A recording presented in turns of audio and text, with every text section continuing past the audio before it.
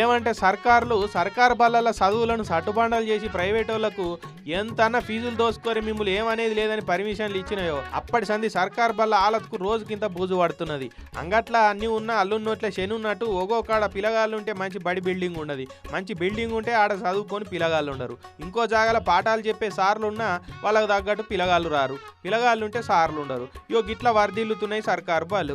ఈ మహబూబాద్ జిల్లా గూడూరు మండలం రేగడి తాండాలుండే ప్రాథమిక గిరిజన బడిలో మాత్రం ఇచ్చంతరాల పరిస్థితి ఉన్నది. ఈ బల్లె 5 అంటే 5 పిల్లలుంటే వాళ్ళకు చదువులు చెప్పేందుకు 2 అంటే 2 టీచర్లు ఉన్నారు. అందులో ప్రజెంట్ ఇప్పుడు ఒకలే బడికి వస్తున్నారట. స్ట్రెంత్ 5 మెంబర్స్ ప్రస్తుతానికి నేను ఒక్కదాన్నే. ఒక ఆయన బీఈడికి వెళ్ళారు, సారు బీఈడికి వెళ్ళారు కాబట్టి 1 year వరకు అట్టే ఉంటుంది. ఇక 5 పిల్లల నిత్యం 2 పిల్లగాళ్ళు డుమ్మానే కొడుతుంటారట.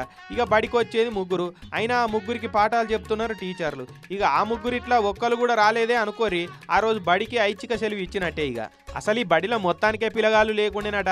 పాపం ముత్తమ్మనే ఈ టీచర్ అమ్మనే మీ పిల్లగాళ్ళకు మంచి చదువు చెప్పే జిమ్మదారి మాది అనుకుంటా పెద్దోళ్ళను ఒప్పించి 5 అడ్మిషన్లు చేయించిందట.